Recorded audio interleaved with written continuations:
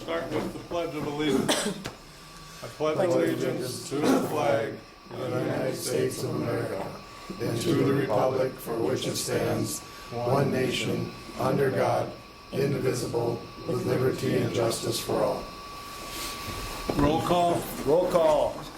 Jen is absent and Cindy is absent. All others are present.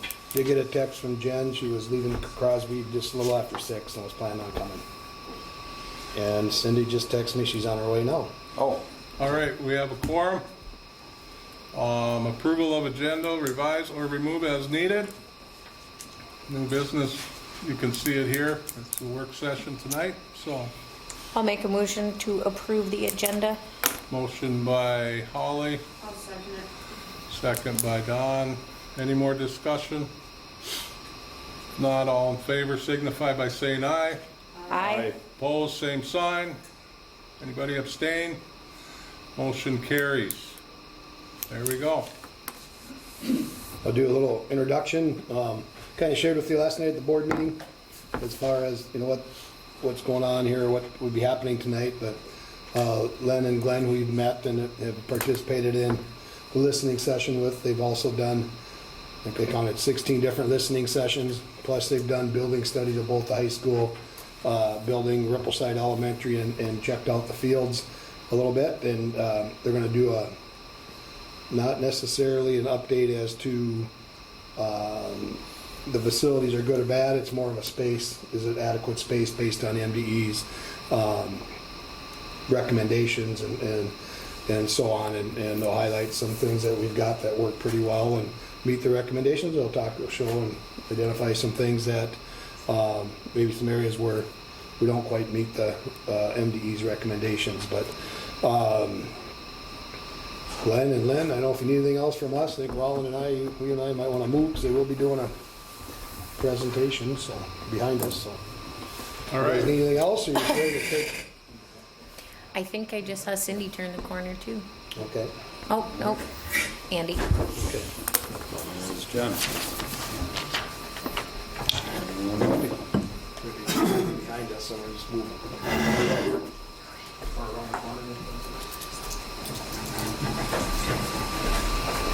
All right, good. Thank you.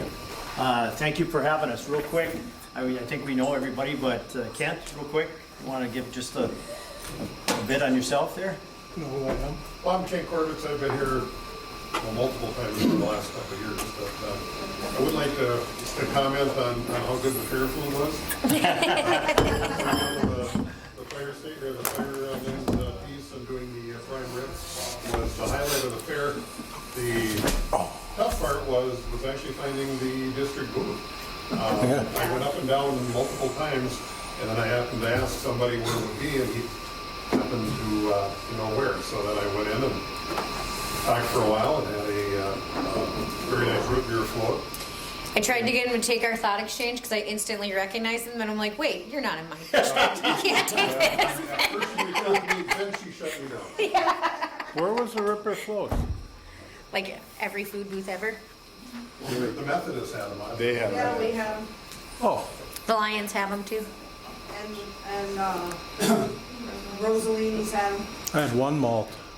You guys Okay. didn't know that the fair report was part of this whole deal. That's all right. We talked about it last night. It's always good. It was valuable because when my wife and I came down and met my brother, who's got a cabin just outside of town, and his wife. But no, we sat in the fireman's pavilion and actually talked with probably a dozen people about different things. And I was surprised. I had one gentleman come up to me and said, "Hey, you work for ICS. I'm sure you're working with the school.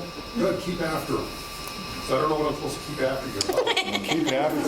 Keep after him. Hey, him. Yeah, there you go. As he's walking out the door. After him, yeah. All I right, was Mr. gonna ask Dyer. him if he was gonna take the second job. I'm Lynn Dyer. I was here when we did our listening session, so you probably all remember me. Thanks for having us back tonight. Looking forward to giving you some feedback. I'm Glenn Chido. Again, Lynn and I obviously have been through this process with everybody and had many of the different sessions and so forth. In fact, we are here today going through the building again, a few sections that we wanted to make sure that our notes were updated and so forth. retired superintendent from Park Rapids, been with the ICS group, although they weren't ICS when I started, but for 12 years. So I've been around for a while and gone through this process with a lot of different schools. But so tonight, and Dan's already alluded to it, but tonight we're going to go through all of our information. We'll try to move through it because it is quite a bit, but at the same time we want to be thorough and let you know on where we've been and how we got there, so to speak. And if you have any questions, whether it's in the middle or right, as we're on a specific slide or an area, ask or wait till the end. It's whatever you feel comfortable with. You can see the different groups that we met with and the dates that we met with it. We did actually have a couple that kind of we came up with a 0 on. In other words, we didn't have anybody show up. So we combined some things near the end, and you can see that in the last one. But these are the various groups that we met with throughout. We focused a lot on the staff early on, just because we wanted to make sure we got to everybody before the school year ended. And then we kind of got into the whole external groups as far as the community groups and so forth. These were the questions that we asked. They were basically the same for everybody. Went through this on a variety of areas with folks. The differences came over here on this particular side. We did not ask you folks to give yourself advice, but we did ask you what your expectations were. So that was the change in that realm. Otherwise, you got all the same questions. When we got to the kids, we asked this particular question. What would you want for your younger siblings that you didn't have coming through school? And then the last one here were the community groups. Every one of them we asked, what's the best way to communicate with you? Because after tonight, or as you get moving forward, and you're going to want to disseminate some information, we wanted to try to get a feel from the community, what's the best way or ways to get that information back out as far as is disseminating the data and what have you that you've gone through. The slides, these early slides now are all set up the same way. So we have the internal groups where we've combined everybody that was on the internal side of it and external. The one thing that we've done here, and quite frankly, folks, this is not the first time we've done this, but we've gone back to this method. We haven't been doing this for a while. What you see on each one of these, you'll see a number that comes at the end. And what it amounts to, and I'll just pick on this one right here, what it amounts to is that we saw that comment or something very similar to it that would be connectable. We saw it 114 times out of the internal group. So as I look at these, and you can look at the numbers as you please here, but as we look at this on the internal side, that's everybody within the district. These were the areas, dedicated caring staff, as I just talked about. You got the CTE programs, 34 times, administration, there were comments relative to that, 23, community relations, 22, college in the classroom, and so on and so forth. On the external side, you can see again, in this case it was right at the top, but committed teachers and staff and excellence, we saw that 29 times. School board, 20, career and tech programs, 15, community partnerships, 13, and so on and so forth. So it kind of gives you a flavor of how many times we actually did see that, kind of puts it in a priority list for you in that manner. And again, these first few slides are all going to be the same as far as the layout. As far as the challenges, we asked everybody that same question. On the internal side, way up in the top, aging facilities and right sizing. 159 times we saw that particular comment or something very close to it. Lack of gym space was second, 23. Community support, 23. We've got an extra line in there. Financial concerns, 19. Parking and traffic issues, 18. And you can see as it tails off going down the list there. On the external side, right at the top, so as you start to try to make some comparisons, you can start adding up and looking at, we're seeing that comment, or we saw those types of comments quite a few times. With the outdated and aging facilities, this is the external group, 36 times. School funding, 28. Declining enrollment, 26. And so on and so forth. Growth is difficult in the community. And you can see in this last one, unfortunately, need more community center. Community center, excuse me, thank you. And that was, I think, 11. It got cut off there. Give you a second just to read or take a look at those. I do have a question. Yes. Do they give you what they mean by school funding and the external? Yeah, they've talked about lack of difficult or not enough. They'd use words like that relative to the school funding. And again, what we did is, as we went through all of those, I mean, we were looking for those key statements that tied it together. And so it may not have been written exactly the same, but it was related to school funding. Okay. Can you tell me, of all of the listening sessions, how many total people participated in them? Do we have that list We can someplace? when we go through that facility, Grace facility needs slide, it gives a pretty good number because we haven't prioritized those, and the number represents one person. So we can give you a little bit better total of that. Yeah. Yeah, because like these numbers, they don't mean anything to me. Okay. I mean, because they're in, so 36 people made this comment, 36 out of how many? Sure. And Good point. Okay. And yeah, and we can probably get very close to that. I can tell you the last community session we had 26?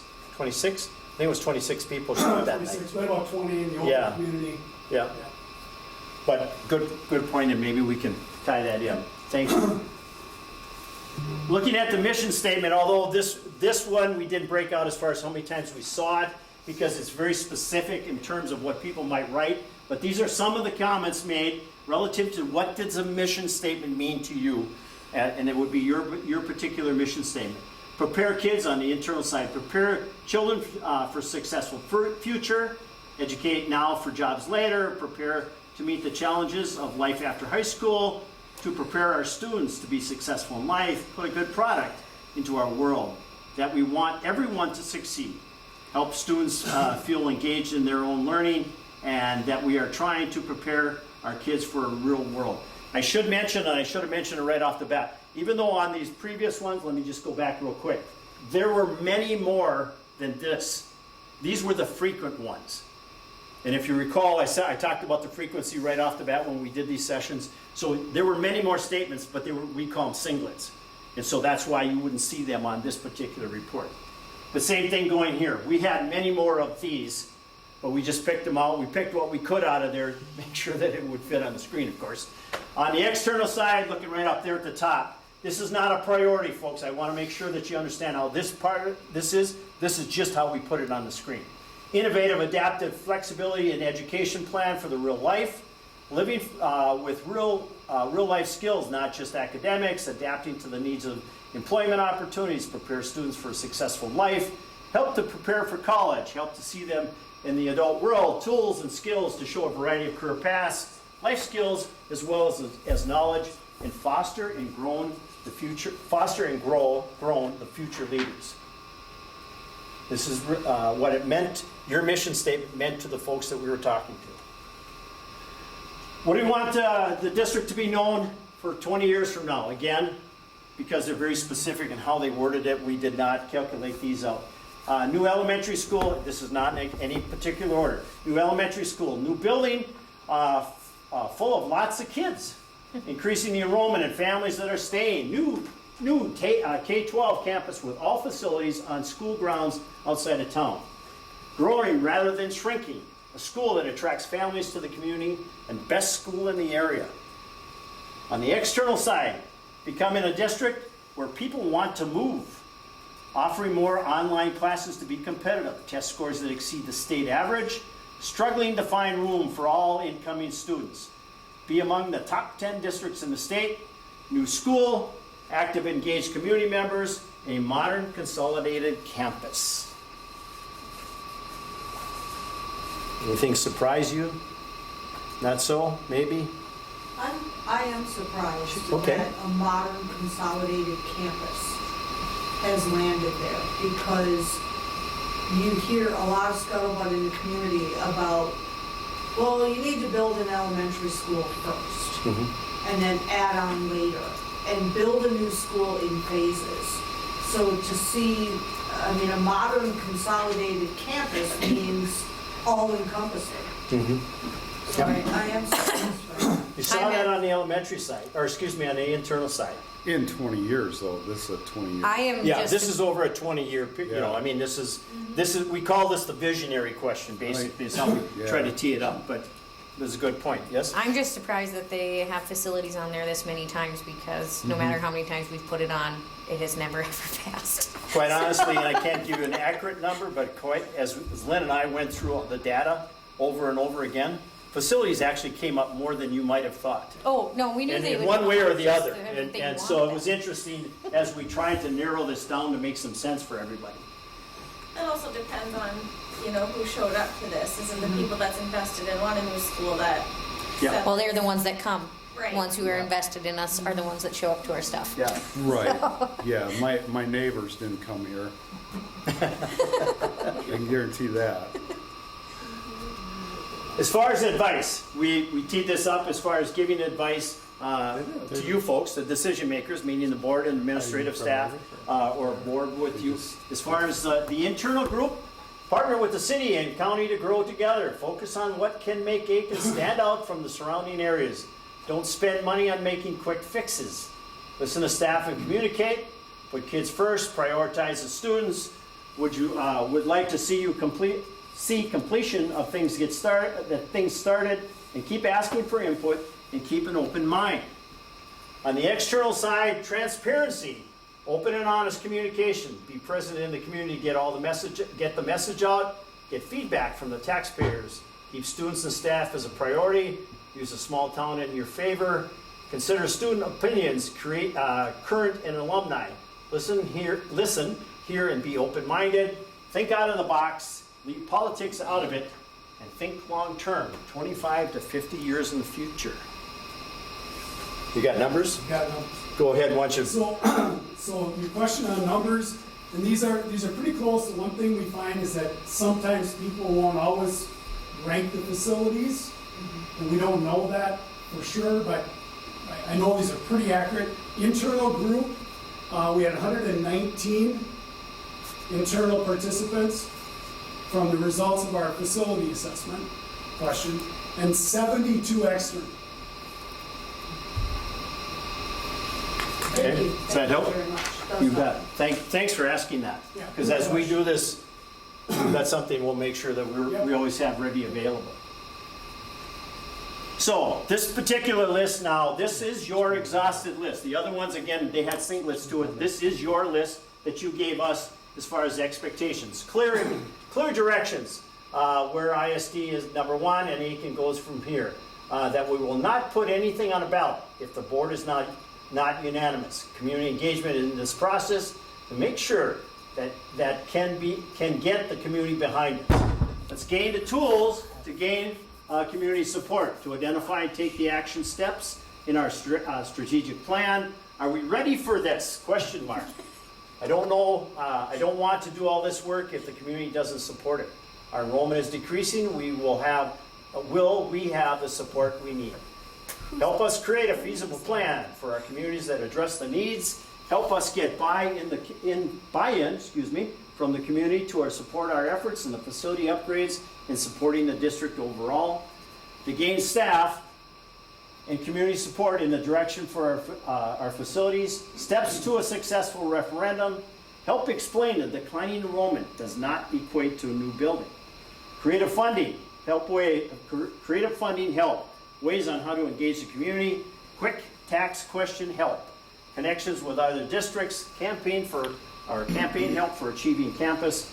And communicate and transparency with community on costs, etc. So that was your expectations that you told us tonight that we were here. And that is your complete list. We graph a few things for you now, and unfortunately it's cut off. At the bottom here would be numbers. Can you get that to change at all? And what I'm driving at is the graph. You'll see numbers that are on the bottom, and it would indicate how many times we actually saw that particular statement. And this is your student responses, what they want for younger brothers and sisters. 8th hour. So right up at the top, 8th hour. Yeah. Nice. We talked to Dan about that a little bit. Yeah. We didn't make any headway, but we talked to him anyway. I'm sending it to my daughter. She will be so proud. Yeah. She is advocating. I have to so tell you a much for story. that. This is a quick story on this. Lynn and I when we were doing our ed walkthrough, we walked into the weight room, and there was a couple of young folks in there. And one of the kids looked at us, and he looked at us, he goes, you're those two guys. You actually listened to us and came in here. He was so excited about the fact that we walked into the weight room. It was kind of cool. But nonetheless, auditorium for a musical and choir, AC, it falls off a little bit. Here, better locker rooms. Hang on one second. I'm going to switch this out of presentation mode. There you go. Really Oh, have to see now this. you can see it. So down the bottom, you can see. Sorry, There you go. sorry. I won't touch There we it. go. Yeah. I won't touch it. Get away from that computer right now. So right here, you can see the number of times that will equate with the number up here. So that's how many times we saw, in this case, we saw it 15 times on the 8th hour piece. The auditorium part, we saw that 11 times. Better locker rooms and athletic facilities, cardio and weight room. Falls off a little bit here. If I can follow my line down, is it 9 or 10 down there? Better lunches with multiple options. Again, it starts to just tail off. Better track, better bathrooms, paved or better parking lot, and so on and so forth. And I'll let you just go ahead and read that list. Again, the bottom ones here are singlets. This line was all 2. We saw that a couple of times. And there were more. Again, it just didn't fit on the screen. So how many students responded to that question? 20, well, I can't swear by that. I know every kid wrote a post-it note, but we had 23. 23 in the room. Yeah. Yeah. And again, well, in that case, we were on devices, so you don't, Sure. and it's all anonymous, so we have no idea if everybody's typing or, you know. Well, out of that small group, if over 15 of them said they want 8th hour throughout the year, I think we better figure it out. That seems to be What age, wait, what age were these kids? We've had it fixed like 5 times. 9 through 12, if I Mix of remember. 9, 12, yeah. Okay, so they were kids who had had the 8th hour. Yeah. I don't know, Don. 8th hour is kind of a waste of space when I talk to my children, so I know they liked it, but it really was not as useful as it was meant for. Yeah, some kids did. My There daughter- were some my that used it, daughter but there didn't were like it. She- more that. Yeah, definitely. Okay. I've heard from families who have issues because their children, if their kids are involved in sports, It was like they study leave hall part at the end of the day. early in the day and their kids were missing weeks in class. I went in, Mrs. Klein does a college public speaking class for seniors and invited school board members to come in. And I want to say out of roughly, I think that there were 3 or 4 speeches that were how you could implement 8th hour. He does, they're fine. He does this to me all the time when I'm up here. Right, and so that was probably the #1 topic of those seniors, and there was some really, really creative ideas. Mr. Mars was in there as well and was hearing and interacting and talking with them, so it was good to see them propose some solutions that I think are viable options, so we'll see. Okay, Lynn, you want to go ahead? Here's, and this is the external groups, and again, might be a little bit of an eye chart for you. Again, you can see on the tops now how many times we saw these responses, but this was the question about the best way to communicate. Social media, in terms of the economic development group, social media was way out there, texting was way out there, emails, and then it just kind of tails off. You go over to the hospital board, email, and then it tailed off. And again, now the community, we had one community Zoom session, and it talks about here, I think this was Dan's wife that actually wrote this. I love how Dan Stiffer called everyone and invited and shared the listing. Did your wife do this one? She wouldn't rate that. Okay, all right. but obviously it was way out there. And then you can see how it tails down a little bit here from there. And again, this was not all of the statements, but it's what we could fit onto to kind of give you an idea. Goes back to what we talked about when I started. From here, how do we make sure we disseminate that information? What's the best way? Looks like Dan's making a lot of phone calls. Yes, right, there you go. More on the external groups up here at the top. Foster Grand Friends. Newsletter was out there, email, social media, specific website, Aitkin newspaper, and then it tails off. Hospital employees, far side over here, social media. Pretty much the same theme and maybe in a little different order, but follow up with listening sessions and updates. And they they specifically said like what we were doing at the time. Newsletter tails off a little bit. Newspaper again, newsletters, public meetings, social media. And then the last one over here, the Lions in the Open, Facebook, email, local newspaper. I'll give you a second just to scan. Sorry, it's a little bit of a eye chart, but So I have a question Yeah. about the social media, and then when you go down the list, Facebook appears. Isn't Facebook considered social media? yeah, but we were not taking the time to ask them on the specific, we were just taking their response. So we took it the way they said it. Okay. Because typically, we do not want to mess with, if they write it this way, then we put it down that way. I'm just curious what Yeah. the definition of social media Yeah, is. and it could very well be of a combination, but we didn't want to interpret it that way. Sure. Yeah, like it says phone messages and it says text messages. Yeah, yeah, Phone could be verbally calling, leaving a message, text could be just sending. Yeah. Some people want to get a phone call about information. Yeah. Some want to get a text message. Some want to get a phone call with a verbal message. yeah. We try to be really as careful as we possibly can that we're not interpreting what you said, because we could be way off, and then again, we might hit it right. But nonetheless, that's how this particular group. So what I'll do now, I'll turn it over to my partner. He's going to walk through the.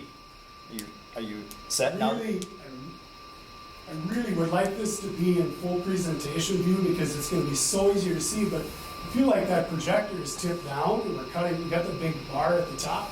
It's kind of cutting off our screen. Yeah. And it's going to work on some of these slides, but it won't work on some that are very lengthy. But this is going to be so much easier to read if we leave it like this. Okay. And I can use the remote as long as it stays put, as long as we don't have to adjust. Otherwise, you have to escape out of that. So, all right. So with your facility needs question, if you remember how we teed this up, we asked all of our groups to look around the district and identify what they thought was their greatest facility and grounds needs.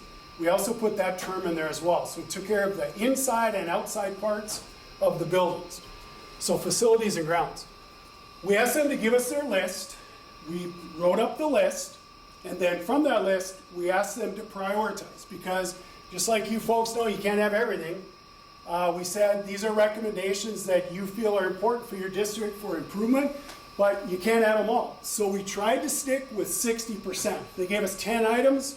We said you can pick 6. Okay, tell us your top 6 in no particular order.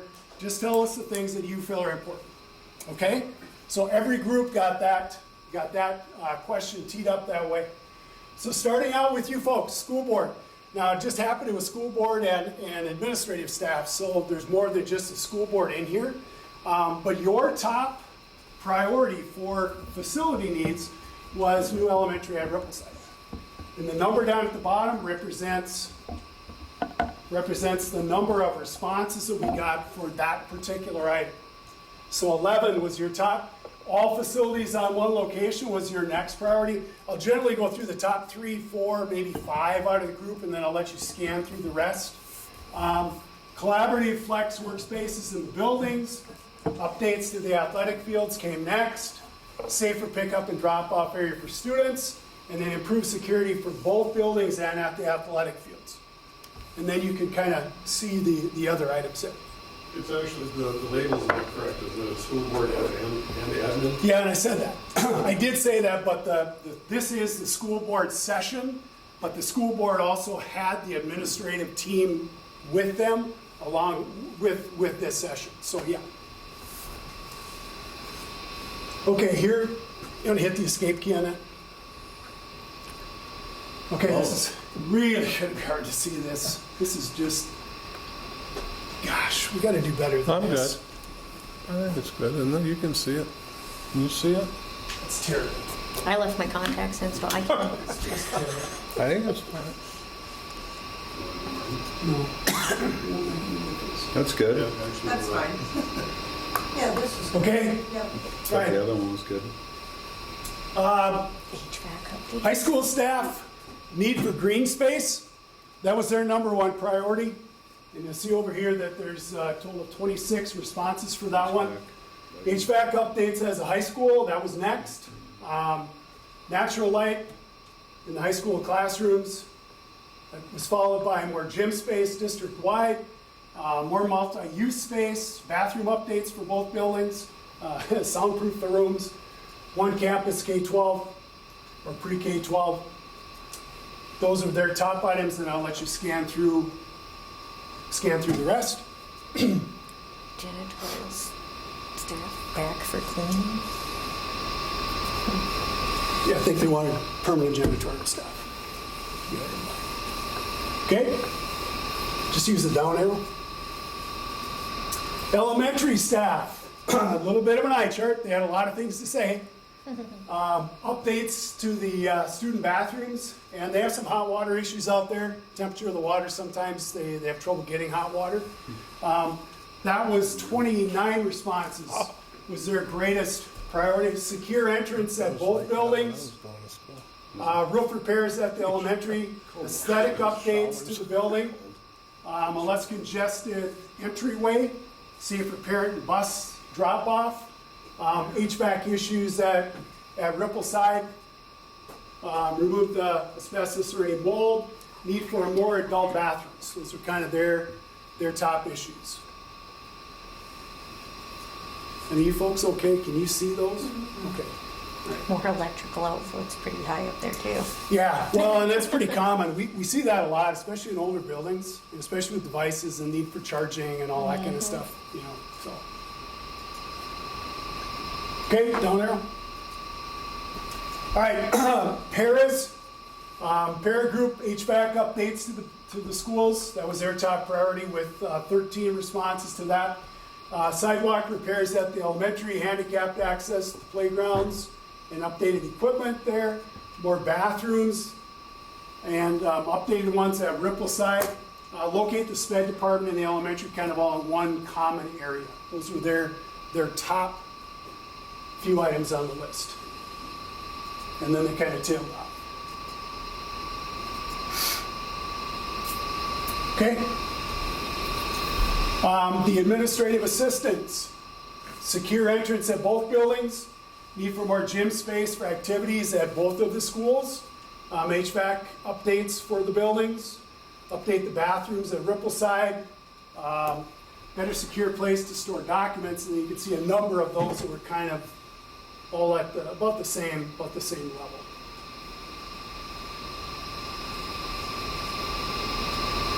If you see one down here without any response, that was an item that made the facility list, but it didn't get any votes because they had to prioritize. And there were a few of those throughout the sessions. Okay, down arrow. Your high school students. High school students are great. They gave us, we felt they gave us some pretty good feedback. They were really fun to work with. They were really active. Update the bathrooms, that was their number one priority. Parking lot improvements. We heard a lot of them talk about parking in the gravel parking lot and so on. HVAC updates to the building, more land around the school because you're landlocked. Water fountains, updates to the locker rooms, outdoor space, greenhouse space, other kinds of those kinds of things. Updates to the auditorium for the musical areas and so on. Down arrow. Transportation and your food service. When we met with those folks, their number one request was need for more buses. Okay? More equipment that they can use for repair and support for the transportation department. Fix the cold and hot water issues at the high school and elementary school, repair the roofs, update the equipment in both kitchens, storage, equipment, expand the kitchen, and so on.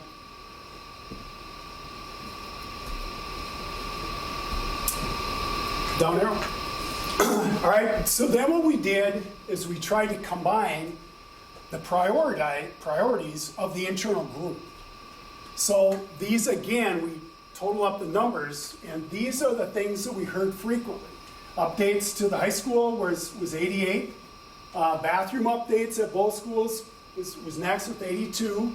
Improved security, 76, more green space at the high school, updates to the auditorium, pickup and drop off, all facilities on one footprint, handicapped access, more gym space, need for an improved track, newer improved track, and then repairing the roof, aesthetic updates, more natural light, less congestive entry, update to the kitchen, more developmental space or age-specific place for classes that was for lower grade levels.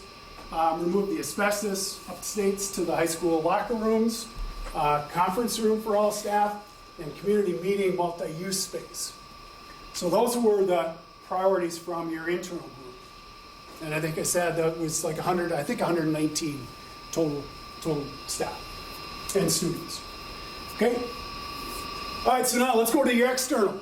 External group, use the same process. Your economic development group, classrooms equipped to meet the needs of the learners. That was their top priority. Whatever the classrooms need to make those competitive, to help students become the best, that's what they wanted. All buildings and fields located on the same footprint came next. An LTFM plan for the district-wide, more green space, updates, and more space for specific areas of need. They didn't know for sure what the schools needed, but they said, if they need more space, we want those spaces provided so that they can provide the students education they need. Community flex space in the school, outdoor classroom space is at both schools, and then again, you can see the other items. Next, hospital board, replace the elementary school. That was their number one priority.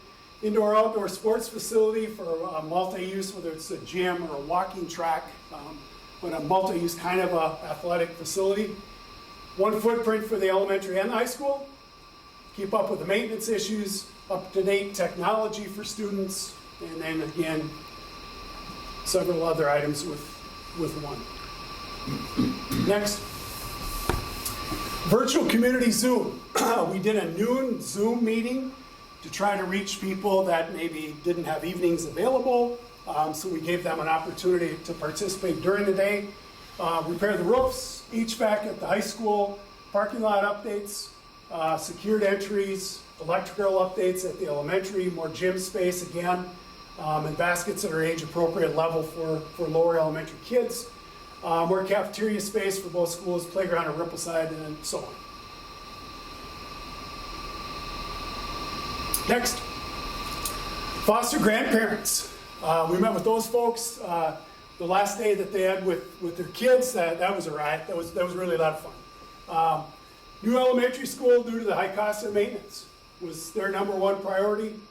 More parking at both schools, more indoor gym space for both schools, all athletic fields connected to the same school footprint. They were kind of on a roll of having everything in one place. Bathroom updates for the elementary, and then so on. Next, hospital staff, one campus for all the students to address safety issues, crossing issues, parent drop-off issues, have everybody in one location.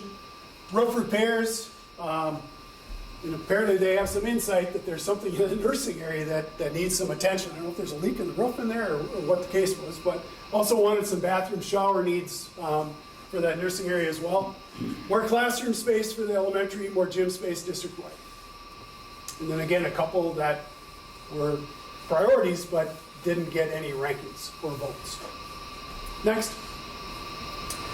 face-to-face community, update to the technology, CTE space like wood shop, the welding programs, some of those hands-on learning classes. That was their top priority. Roof repairs at the elementary, HVAC updates, plumbing, electrical issues at the school, general maintenance across the district, and so on.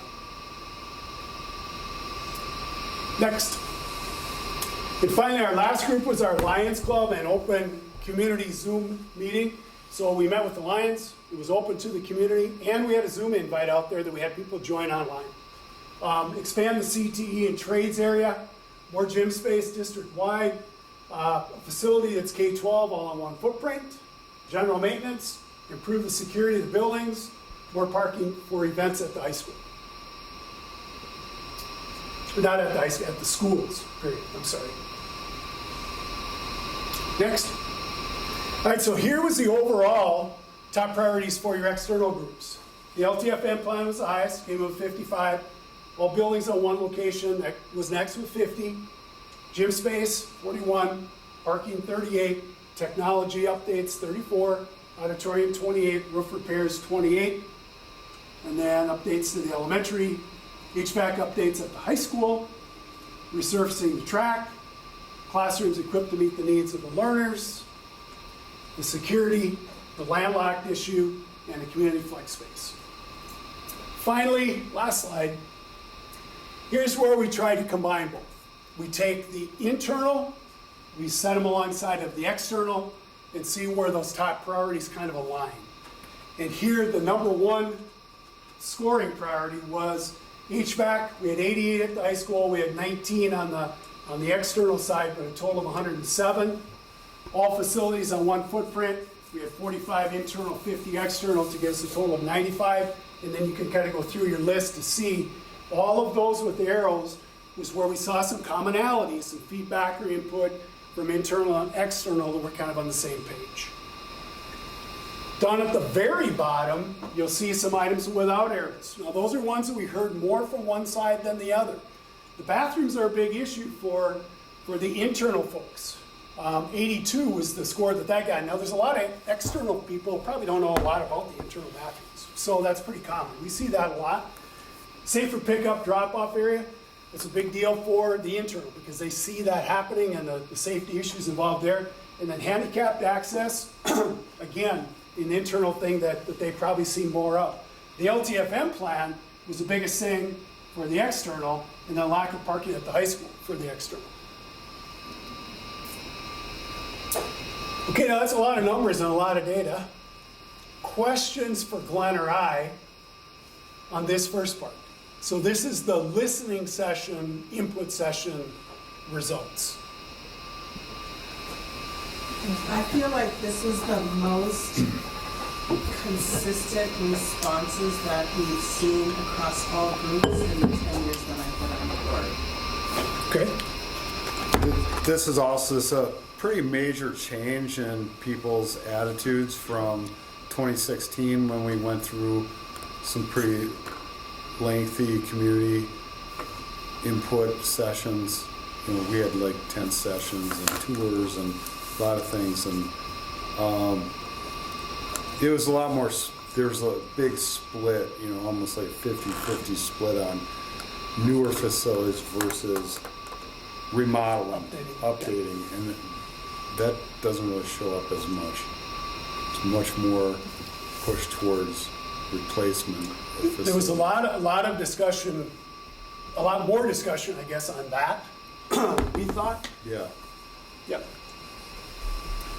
I think that just on the surface and just looking at this, for not really having time to process this at any deep level, I feel like the work that we have done the last 4 years trying to connect with the community to get information out so that the community is aware of the positives and negatives in the district so that people can begin to formulate educated decisions based on facts is culminating here. I agree with that. Yeah, they didn't always have all the information, and so now they're getting much more information. And I think at least I hope, I think we have really worked hard to be transparent about what is happening in the district, especially with facilities. One of the things that we told people during the listening sessions was that it was our goal to come back once the school board had received the information, then to try to set up a session where we would come back and give them the same feedback that we give you folks because of that transparency, so that they would know that the hour they gave up for our session was actually put to use and was listened to. and be able to show them that here's the results of what we heard.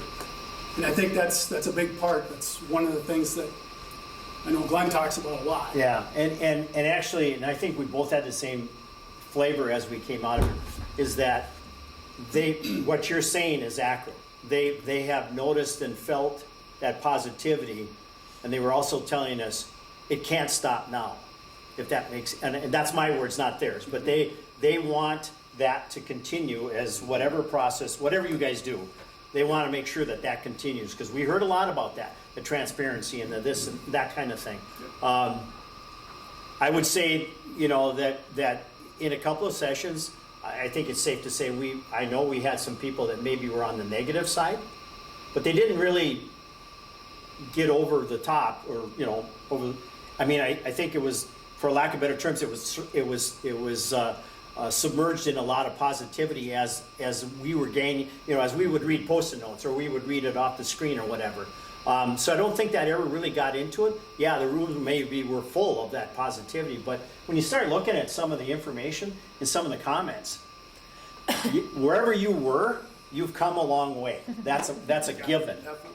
And so now it's just a matter of what's the next level that you can take it to. That's the feeling I had when we walked out of here, Yeah. because we talked about it all the time on our way back, or when we were conversing back and forth when we were going through this stuff. They definitely want to see something moving forward, but they also want to be part of the process. Yes. I also feel like, I think 10 years ago, we were getting a lot of feedback about just spend the money to do what you can to fix things up. And I think that this is, to me, these results are recognition for that we've done the best that we could with the money that we've had, but we're sort of getting to the end of that. Yeah. This is a really small sample size though, like 72 people externally that are positive, right? So for me, this is all great information.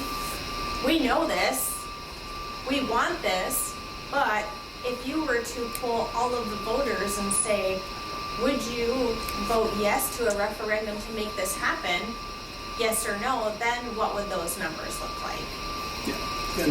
And that's, I think it's still the unknown. Yeah, it's the unknown, and quite honestly, what will happen now?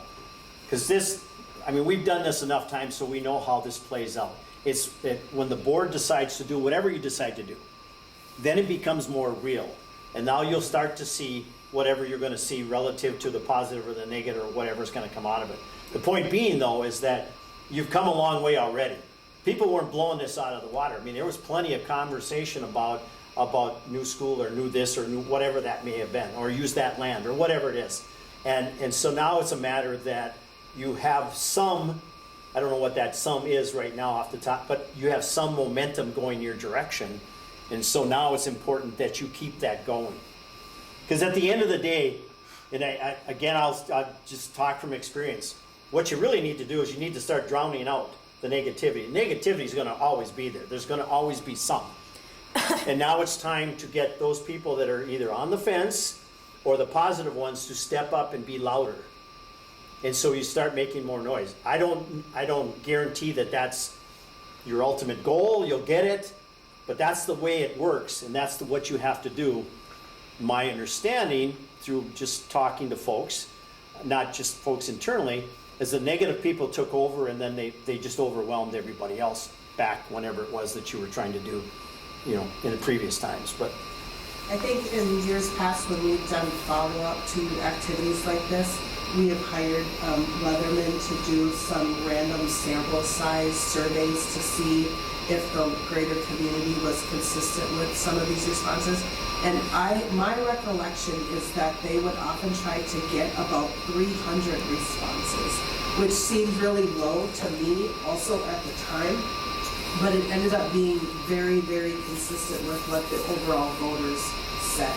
So I'm actually pretty pleased that we got 200 responses. I think that that's pretty consistent and right on track, and certainly a lot more than what we had to start with. So I'm not necessarily too nervous about that, because I think it's more response than what we've had in the past.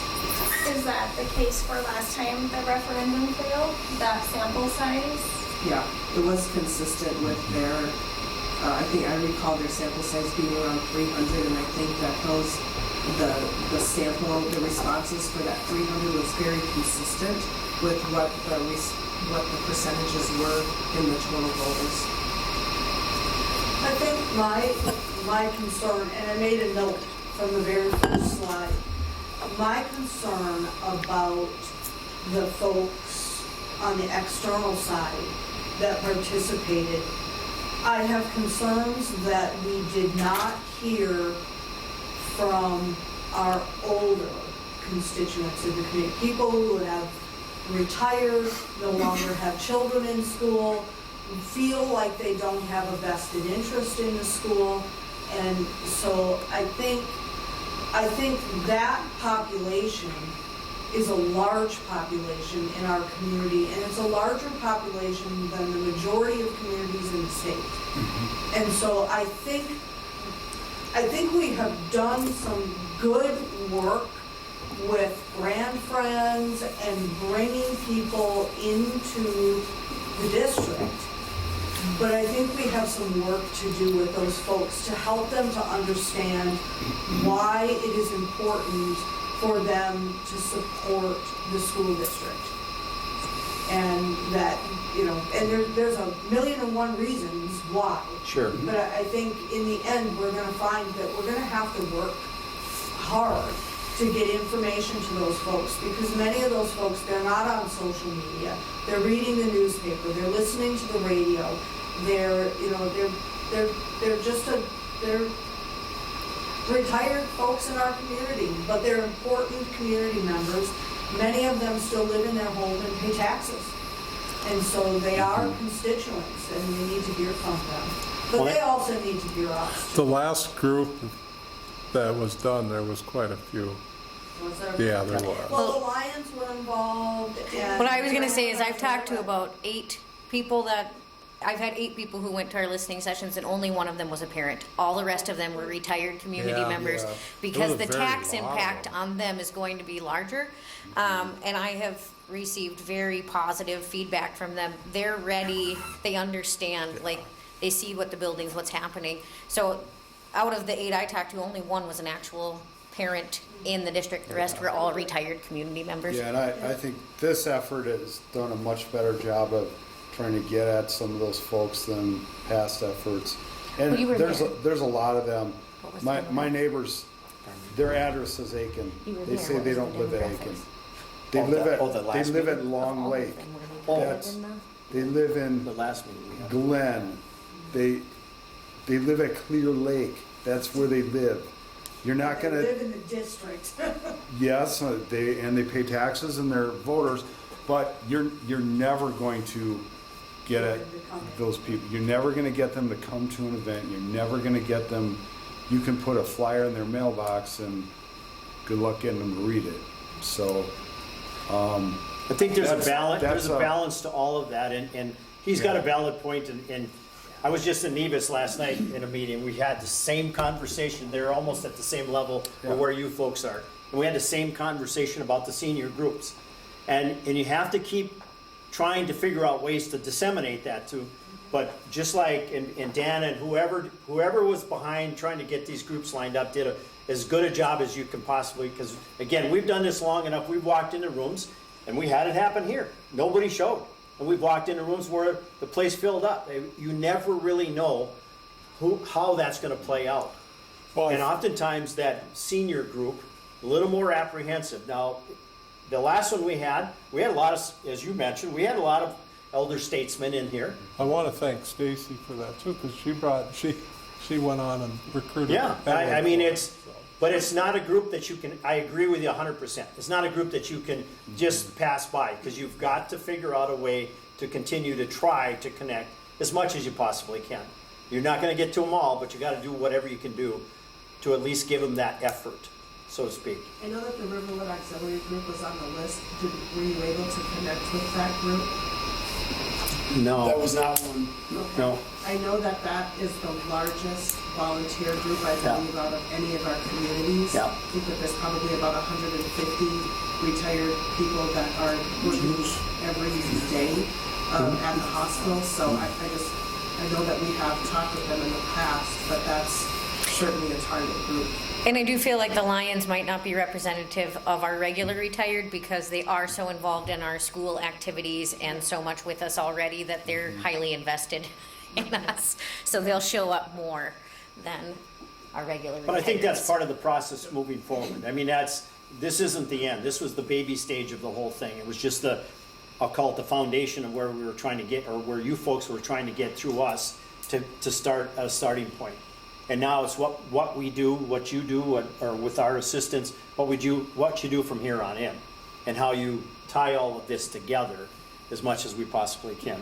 So it was a good start. You know, Well, it was. I think the one common ground for all of those residents really is our local hospital, right? Because they're going in, and so I think it was good efforts to be connected with the hospital board, and if we can kind of weave in the auxiliary, because those, the people that work at those facilities are really trusted and respected, particularly by that senior citizen group, and so being able to connect and network is going to be really crucial, partnering with them to be able to get to that group. Any other comments, or because we do have another section. There's another part to this. A little bit more. Any other comment though? Good comments, and we can certainly entertain and go back with that. You'll take care of it? Presentation. No. Oh, you're gonna. So the next part we're gonna talk about is the educational analysis on the space analysis, and this is the one that has to do with the MD guidelines. You got it? Yep. Okay. Oops. So, in this case, what it amounted to, and Lynn and I spent time on a couple of different occasions basically going through the buildings, going through the sites and measuring and taking our notes and looking at storage and natural light. I want to emphasize that we were only analyzing the box, the room or the space of whatever that subject area was in there. We weren't looking at curriculum, we weren't looking at geez, the lighting's not very good, or the cabinetry, it should be reput. We were looking to see, was there cabinetry? What, those kinds of things. And so our analysis is all based off of that. What it amounts to is Minnesota Department of Ed has guidelines, and they put these together many years ago, and ICS, or I should say gentlemen before us, put together an assessment tool. And what they did is they took, out of that, they took 18 different categories and took those guidelines, the square footage guidelines, what it amounts to as far as what should a regular classroom size and suitability be, the kitchen area, this is another one as far as the serving, security and supervision, main office, and so on and so forth. I'll give you a chance just to read through those. There are 18 categories for middle school, high school, 17 for elementary. The only difference is this one right here, career and tech, because you don't do that in elementary. So basically what we did then is we spent time, we walked through the buildings, we did our measurements, we took our notes and so forth and so on. We went back and forth and talked about what we saw, what we thought, and how it matched up with the guidelines ourselves, and started to put together a draft. This is just an example of what we would be looking for in a regular classroom. So if you look at a general purpose classroom, this could be in the high school, a math room or an English room, or it could be a second grade, third grade, or so on. We're looking for anywhere from 850 to 950 square feet. Does it have adequate storage in the room? Does it have adequate counter space or height of counter space, depending on the age group? As far as the kindergarten world, we're looking for 1,200 to 1,500 square feet. In those particular rooms, in early childhood, we're looking for 1,000 square feet. Again, relative to early childhood and kindergarten friendly situations in there. We're looking, like I said, for storage, cabinetry, outlets, natural light. Do they have whiteboards, smart panels, smart boards, that type of thing in there? And then again, do they have a situation within the room that the furniture can be easily moved around? No longer are we seeing, in my days I was at school, where it's all rows. Not that they don't do that anymore, but they move things around now and you'll see different configurations. So that's what we look for within the rooms. What it amounted to then is Lynn and I spent time and we went through the whole piece and we put together a draft. And then we sat down after that, and then we went through this with Dan. And we said, Dan, here's what we got. Here's what we think. Now, we'd like to think the fact that we've been in the business a long time, we're usually going to be fairly close, but we're not in the building when the kids are in the building. So sometimes that can skew things one way or the other. So what we ultimately did is we color coded everything. So in a second here, we're going to get to the various categories. When you see a green, that means that it meets or exceeds at least 4 of the 5 guidelines. Point to be made, they're guidelines. They are not policies and they're not mandates, but they are guidelines. And so when or if you get to a project and you submit they call it the review and comment, the MD is going to look at it and say how closely are they meeting the guidelines relative to whatever it is that they're planning on doing. If you see a yellow in a category, that means that we call it the 1 foot in and 1 foot out. It meets some of the guidelines, doesn't mean it's a bad space, it just doesn't meet all of the guidelines. And then the last one, if you see a red, it just doesn't happen to be meeting the suggested guidelines that MD has put together and that we're working off of. And again, I want to go back, we're looking at space only, the box, that's it. Nothing more, nothing less of that. The other thing we did with this is that we also, not only in talking to Dan, but we also look back at the information we got from staff under challenges. Because a lot of times they'll give us feedback related to these specific items or these guidelines, and we saw how the staff reacted to it, or at least how many times did they mention X, Y, or Z to us. So here's your elementary school. Relative to the classrooms, basically your ECF room 220, is 2,145 square feet. It's got squared off with walls and fake walls, that kind of thing. It has an outside entrance. It's got sink, cabinetry, restrooms, a handicap accessible, and so on and so forth. What we're looking for, as I mentioned earlier, anything over 1,000 square feet relative to that EC world. Kindergarten rooms, of the 3 rooms that you have, room 117 is 1,000 square feet. Room 118 is 1,147, just shy of that 1,200 mark. And room 123 is 816. So basically 2 of the 3 are pretty much under the guidelines relative to what Minnesota Department of Ed calls for. Only 1 of the rooms had a bathroom. It had cabinetry, had a lot of various things in there. It had some natural light and so on and so forth. When we got to grade 1, all of the first grade rooms were anywhere from 750 to 800 square feet. So again, slightly under the guideline piece.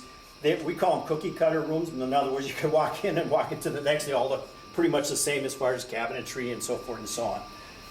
Second grade rooms, they were all in that 790 to 800 square feet range. Same thing, they had some natural light, they had smart boards. We call them tall cabinets, where they're the tall boys, they're the bigger, larger cabinetry, and they had some lower ones as well.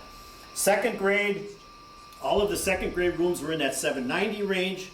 Third grade, it started to vary a little bit. Third grade rooms, one of them, room 125 was 835 square feet. Rooms 302, 304, 306 were all 878 to 900 square feet. So literally that was the only space, that was the only grade level that actually fit within those guidelines. Moving on to 4th grade, all the rooms were 800 square feet.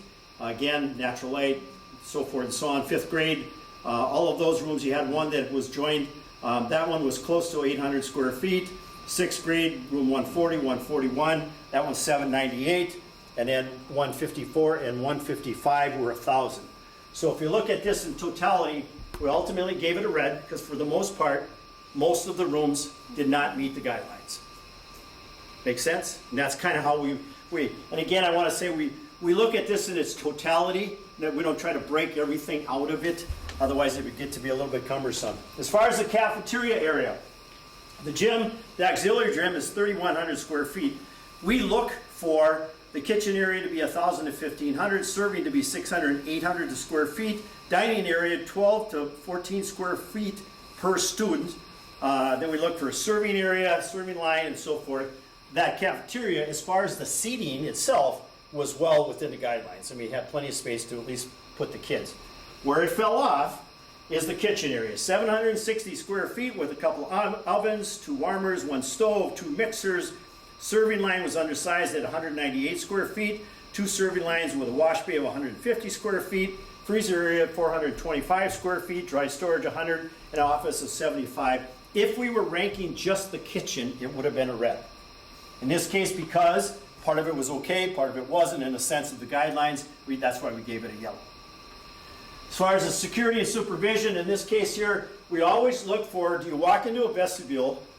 Do you get buzzed in, walk into a vestibule? Do you go into the office, or can you walk into the school? In your elementary school, the minute you get through that door, that next door, you're free to go.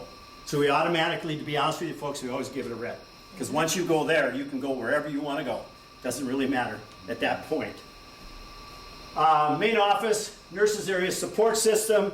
What we look for there is a reception area of 250 to 400 square feet, a work area, mail room 300 to 400, nurses office 400 to 600, conference room hopefully is close to where you can have your small group meetings, so 150 to 200.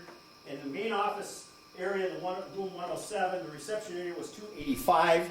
It had 2 workstations, a lot of stuff going on in there. It was real busy in that little particular area. That lady, we could hardly see her, to be honest with you. You had so much stuff going on in that room.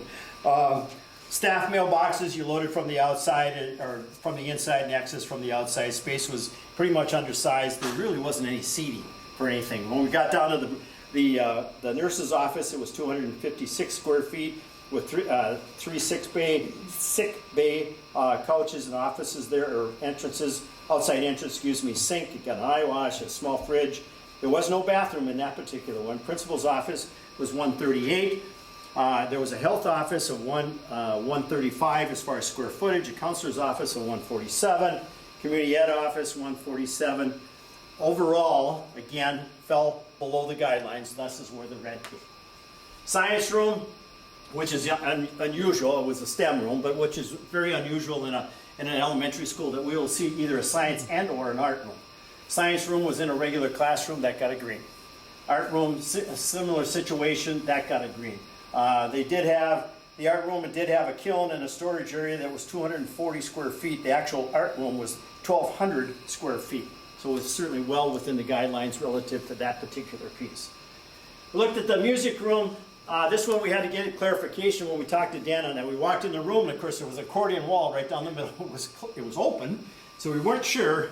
Do you have 2 things going on at the same time, or do you have 1 thing going on at the same time? He made a phone call to the principal and found out that basically they alternate as far as band and choir. So the reality is that room, that music room is 800, if you just take one side or the other, it is 845 square feet. The other side is very similar to that. But given that you're using the whole thing at the same time, it actually fell within the guidelines relative to music. Usually in elementary school, you might have a band in 5 and 6 sometimes, but usually it's a general music kind of situation. And so given the square footage piece, that fell within, and that's where the green came. Staff lounge, collaborative area, we take a look at that. For staff area, we will look at collaborative space of 150 to 200 square feet. For a workspace, we oftentimes look for, is there an area where they can meet as a curriculum per se, and have small group meetings, that kind of stuff. Your staff room, room 146, over there was 500 square feet. It didn't have any natural light, but it did have a sink, couple of fridges, microwave, freezer, set 3 tables for dining area, looked like it could handle 14 staff, some soft seating, that kind of thing. Conference room was 242 square feet. Thus, it was kind of in between again. It was kind of that 1 foot in and 1 foot out piece, and so we went with the yellow color in that particular case. Student commons area breakout, we found out not always in an elementary school do you have a designated area for that. But when we talking to Dan in that particular piece, we found out that the media center was oftentimes used, and an art flex room was often used. So thus is where we gave that a green. As far as Phi Ed, athletics and locker rooms, the main gym, first let me back up. Usually we're looking for, in an elementary level, 6,000 to 8,000 square feet with dividing curtains, so you can have multiple stations going on within that area. And in this case, your gym 151 was 3,200 square feet with 6 stations, no seating or dividing curtain. The whole locker room was used for storage.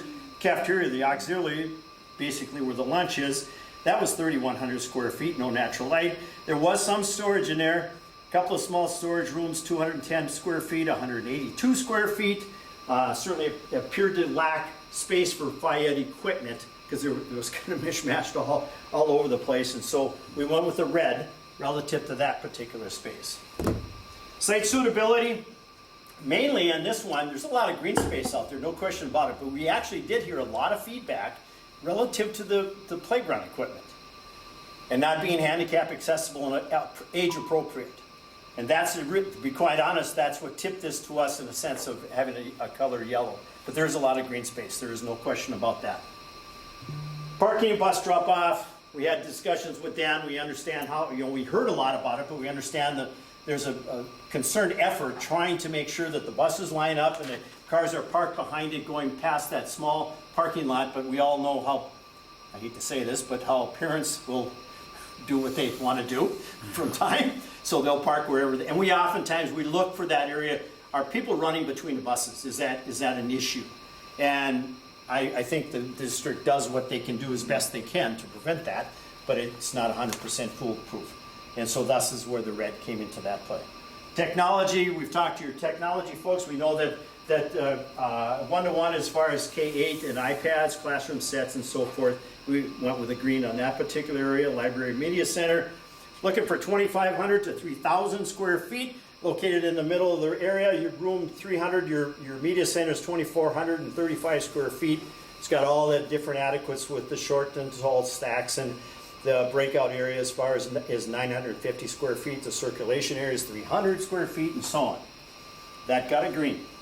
As far as the SPED rooms, we look for for anywhere from 5 to 8 students. We look for a space of about 450 square feet. Anything with a larger number of kids, we look for that normal classroom size, 850 to 900. Title room, 796 square feet. Room 116, 477. The date area was 151. The SPED room in 120, or room 120 was 760. Speech 121. Communication interventionists, I could keep going on, but they were all very nice rooms, quite frankly. So that's where the green came. Auditorium and career tech, most of the time in elementary schools, the auditorium or the performing arts is done in a gym area, and career tech, I'd already mentioned, is not adaptable to this. As far as the hallways, we look for anywhere from 10 to 12 feet wide, and we're looking for lockers. Are they 12 by 12s, 15 by 15s? Depends on the age of the building, but the 15 by 15 is more common nowadays because of book bags and boots and all of those kinds of things. Your hallways were in that 10 to 11 square, or 11 feet wide, 12 by 12 lockers. Main office hallway was actually only 7 feet wide. Where it did fall a little bit short, folks, and this is where kind of the yellow came in, you have several bathrooms in that area that are not handicap accessible in that building. You have a few that are, but you also have a few that aren't. And so that was an area that kind of drew that back into a category of what we would have given as a yellow. Questions? I know it's fast, and I know you've been here a long time. And I apologize if I'm going too fast with it, but. So, oops, go ahead, Mr. Dyer. Let's move on to the high school. All right, same kind of process. Some of the criteria for spaces are a little different. The classrooms are not. So we're looking at your high school classrooms. We're looking at that 850 to 950. In your academic area at the high school, there are 20 classrooms. Okay, out of those 17 are under the 850 to 950. You have 3 of them that are over that 850 to 950. So when I'm talking about general ed, I'm talking about your social studies, math, your English. I also included your health room and your Spanish classroom in that group of 20. 13 of those 20 do not have natural lighting. Okay, so they're internal classrooms. So for that reason, because of the size of the classrooms, many of them lack storage and counter space. Overall for the category, we felt that was a red. Okay? Moving on to the kitchen cafeteria, the cafeteria kitchen area. If we were just to grade your cafeteria, we'd give that a green. Really a nice setup down there. Your cafeteria area is about 3,400 square feet, another 1,480 roughly for soft seating. It's kind of on the side. The area where it falls a little short is in your kitchen. Normally in the kitchen area, we're looking for a kitchen area about 1,200 to 1,500. We're looking for a serving line that's 750 to 1,000 square feet. In your situation, kitchen is about 305 with an additional 115 for food prep area. You've got about 115 for dry storage area, so it really lacks in the dry storage from that standpoint. So fall short in a number of areas in the kitchen. If we were to rate just that, we'd give the kitchen a red. So overall for the category, again, we try to be consistent. We give that a yellow overall. Security supervision, your main office, your science, and your art classrooms, those all fell within guidelines. And we felt those were all some really nice spaces. You know, your main entrance, you come into the vestibule, you have to be credentialed before you're admitted into the high school. That's really nice. We found out through COVID that having that secured entrance is really nice because we found that you don't need to have people in your building a lot of the time. That can all be accomplished by having that entrance secured where people drop off and pick up things, and it keeps the flow of people in and out of your building down to a minimum. And so that works well in your case. Very nice main office, your nursing area with support services for staff, hallway entrance to get in or out of it. Those are all very nice spaces. So we gave those green. Really some nice science facilities and some really nice science labs. We look for about 1,200 to 1,500 square feet.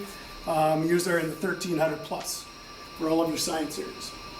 Art room, we kind of went a little bit back and forth on that. It's about 1,200 square feet. We look at 1,200 to 1,500 for high school art. But we're also looking for counters. It didn't have natural light. We're looking for storage. We're looking for the kiln room, which it had, along with an additional storage room. And so, in talking with Dan, we felt that apparently it's working okay for your students, and we didn't get any feedback from students that said it wasn't. So therefore, we left that at a green. Music classroom. My partner and I kind of went back and forth on this. Both your choir and your band are slightly undersized. Normally in a choir room, we're going to look for about 1,500 to 2,000. Band, we're looking for 2,000 to 3,000. Your choir is 1,550, so I mean it's close. Your band is 1,670. One of the problems is they have low ceilings. You got 12 to 13 foot ceilings in your choir. We got about 13 foot ceilings in your band area. Normally that doesn't really help with the sound kinds of issues that you would have in those facilities. But we felt that in talking with Dan, it seems like it's working okay with the number of students you have. We found a water fountain in the band room. There was not one in the choir room. We normally look for that. 2 entrances in and out of your choir. That was nice to have. So overall, we felt that space would be a yellow. Staff room. Normally in high school, we look for 1 staff room where all staff can gather. In your situation, there's actually 3. 1 on the main level, 1 on the second, and 1 on the third. For your staff rooms, typically, we're looking for that collaboration space, 150 to 200, 300 to 400 for eating space, and then 300 for, kind of a lounge space. All of your spaces run about 400 square feet, roughly, with the exception of the staff room on the 3rd floor. That's about 270. Okay, but you do have 3 spaces. We felt that in talking with Dan, it seems like each floor likes having their own, and therefore there are some bathrooms that are somewhat adjacent to those spaces. That's the other thing we look for. But we gave that a kind of a yellow because it isn't really the ideal situation to be able to get all of your staff together in one area. Student commons area, breakout area, great space. You've got the soft seating in your cafeteria. You've got some space outside of your new gym. You've got some media space that can be used for breakout. So those are all good things that are positive. So we gave that a green. Your Phi Ed space, Phi Ed athletics in your locker rooms. Again, kind of a mixed bag. So with the Bailey gym, first of all, your gyms, we're looking for 12 to about 14,000 square feet for a normal high school. Okay? And with that, we're looking for 2 to 3 stations. So that means to be able to have a couple of activities going on in the gym at the same time. So going back to your Bailey gym, Bailey's about 5,360 square feet, has no divider. So you're really limited as to what you can do in that space. It's undersized, but it also doesn't give you the flexibility of having multiple activities going on in the space. We looked at your locker rooms down below. You've got one locker room that's about 660 square feet. It does have a shower area, about 82. Some non-handicapped restroom facilities down there. You've got your officials room. Does appear to be a lack of storage in that space for fight equipment and gym equipment as well. Moving on to your new gym is about 9,500 square feet.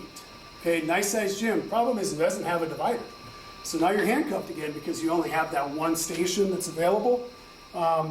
Looking into looking from the outside of that commons area, entry area, you got a really large space out there, but that doesn't alleviate the problem of the gym space that you might need.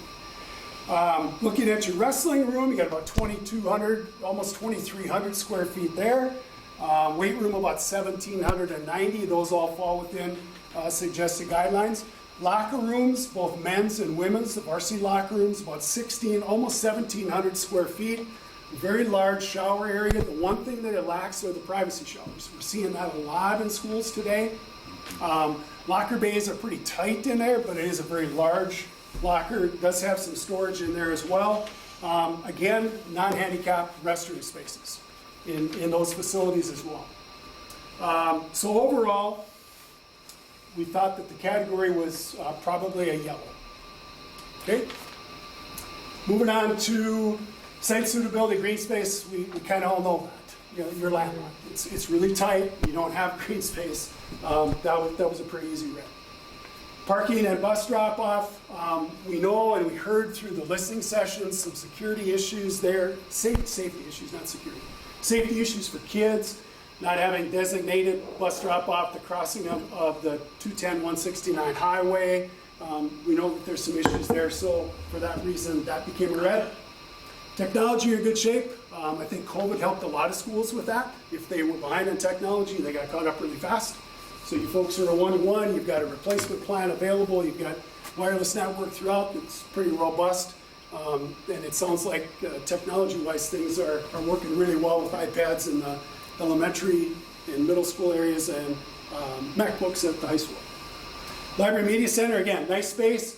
You know, normally we're looking for a media center of about 3,000 to 4,000. You're about 3,000 square feet. You've got another 520 outside there. That could be a collaboration kind of study area or whatever, breakout area. So we felt that met the criteria, therefore we gave that a green. Special ed, we went through the school, I think I counted 12 special ed spaces within your high school, okay? And normally, again, with special ed, we're looking for some of those spaces to be, you know, one space of 450 if you're working with 5 to 8 kids. We'd like to see at least one classroom, 800 square feet to accommodate group kinds of things. Your spaces fell well within the guidelines for those. Looking at auditorium, performing arts space. We went back and forth on this one a little bit. We had a lot of discussion on this. If we look at the box meets the guidelines. You have a 5,500 square foot auditorium with a 2,010-foot stage with a 1,460 foot storage area out in the back. You've got a lot of space. Now, does that space need some updating? The answer is yes. And so we said, is this a yellow? Is this a green? I mean, a red would not be reasonable.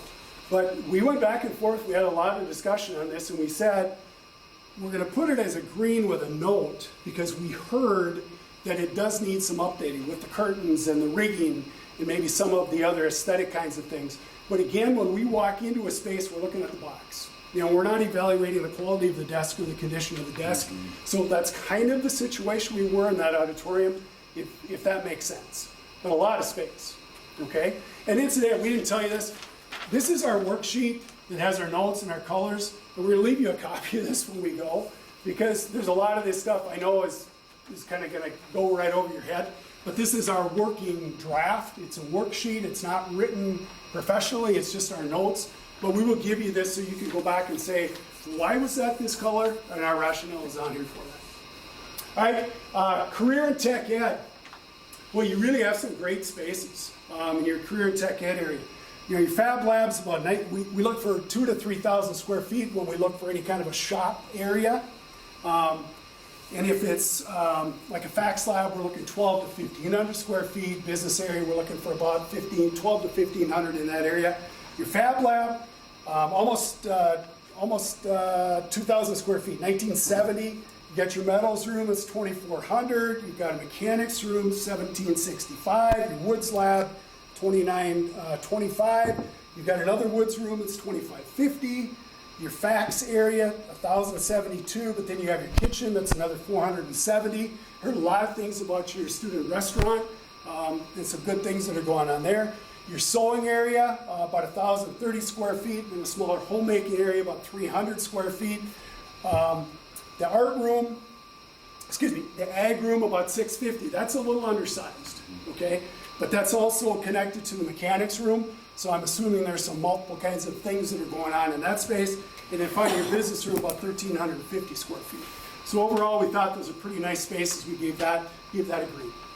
And then finally, hallways, washrooms.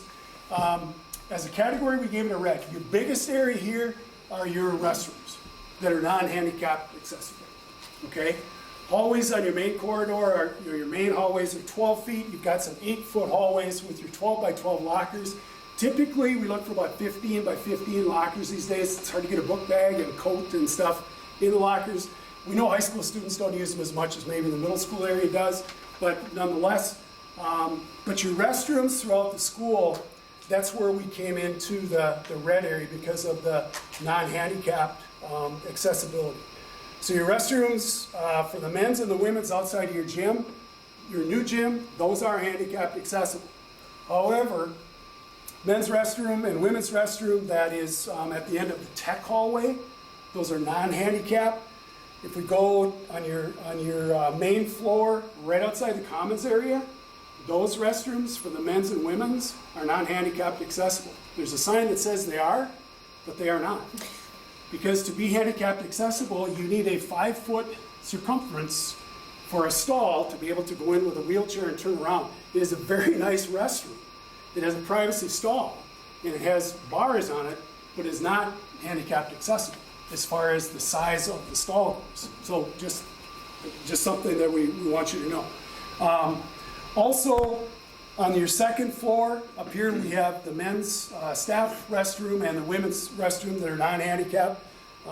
We also have the men's and women's for your student use up here that are about 238 square feet and the non-handicapped stalls. We go up to the third floor, again, situation with men's, women's, and staff restrooms. So that's that area, we give that a red. So we have one handicap accessible bathroom in the area in the whole building? It is, yeah, that would be accurate, yep. Okay, finally, we put these side by side, okay? And this is the chart of your elementary and your high school with your categories and the colors that are associated. And we always tell, boards that a lot of the details and the statistics we gave you, you might forget, but a lot of people don't forget the colors. And so at least this gives you kind of a starting point to look at to see where areas possibly could be improved and maybe things that would improve a red to a yellow, okay? Or maybe it's a situation where it can't be improved. Maybe it has to remain a red, okay? But those are all decisions, discussions that you folks can have, but at least this gives you kind of a starting point of where to look. A lot of info, it's kind of a data dump. It's an hour and a half of stuff. Questions for Glenn or myself? Any surprises by anything? Colors, comments? Bathrooms. Bathrooms. I wasn't surprised by that. I was actually surprised by some of the greens. I think like for the elementary, in the commons, it's like breakout areas. When that said green before you explained it to me, I'm like, I don't even know what you would consider our student commons in our elementary school. Typically, they don't have them. But Yeah. when we were talking to Dan, he talked about the media center and of course the art flex room. Well, now that makes sense. And but typically, a elementary school doesn't have a commons. That's not a norm. So. Much of the green spaces for the high school are just, within the last 5 years of renovations. Right. So Sure. that is pretty obvious that that was where all of our. Well, and it's nice to know that the renovations that you did improve the quality of that space. Yeah. Well, that's like our science and our art that in our elementary, that is in our newer end also, along with our media center. So they're still in the green, and that's good. It would be nice to add another layer of information on there to talk about what the cost of like repairs that are needed, right? And so, for instance, with the auditorium, it's listed as green, but we have significant costs there in looking at updating that. And so it'd be nice to have just one more column there of what are the facility needs for. And see, that will come. And the reason it's not, there's nothing there now, is at this point in time, nobody knows what you want to do. Or how you want to change something. And so, until you folks get to that point, you can't put you shouldn't put an associated cost to it, because you really don't know. But that will come at a later date as you walk through this process, and you'll be able to see, and it'll help you in some ways to decide, well, do we want to do this?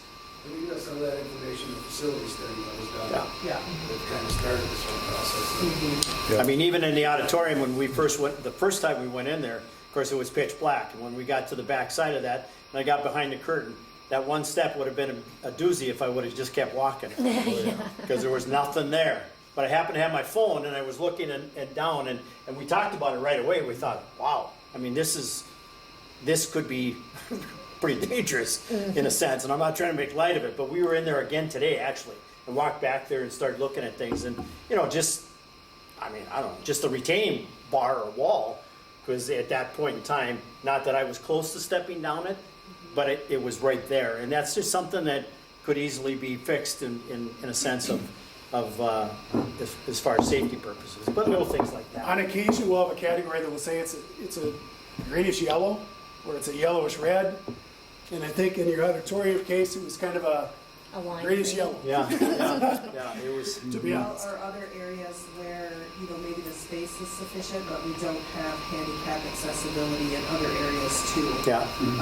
We've identified, obviously, it's a criteria for your bathrooms, but there's other spaces that handicap accessibility is a significant issue. Well, we heard that at the playground as far as the elementary. We heard that, Even inside the building. yeah, loud and clear with some of that. Yeah. On the security and supervision at the elementary, do you guys take our playgrounds into consideration? I mean, our students do spend a amount of time out in our fields. We do not. No. I mean, it would have stayed red, but That's just the box, Yeah. the building itself. Yeah. It's more the main entry. The other part of that goes into play, and we find it in some schools, a lot of schools are still doing this, but a door could be open someplace and you wouldn't have a clue. Oh, yeah. Whereas that a lot of schools, if they're going full blown to tighten things up, there's a monitor on somebody's desk that says door 3 is open, whether it's jammed open or whatever. So it's alerting someone. But a lot of schools still haven't done that. And so it's not uncommon that somebody will open a door, not to do anything bad necessarily, but to let some in and out, or in the gym area to get stuff in and out, that kind of stuff. And so when schools want to, or at least feel that it was necessary, they're going to this monitor system. So it is sitting on somebody's desk. Usually it's administrative assistant, it might be in the office, or it might be someplace else, but anyway, where they know that door has been opened somehow, some way. So.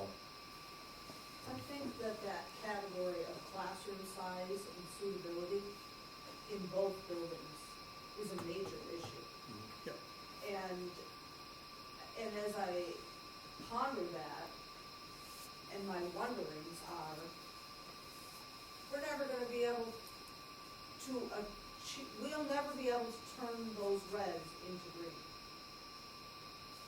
The only way we do that is if our school district shrinks so much, if we lose so much enrollment that we can start combining classrooms to make bigger classrooms. And I don't see that happening. And we're pretty landlocked, so we're not gonna add on.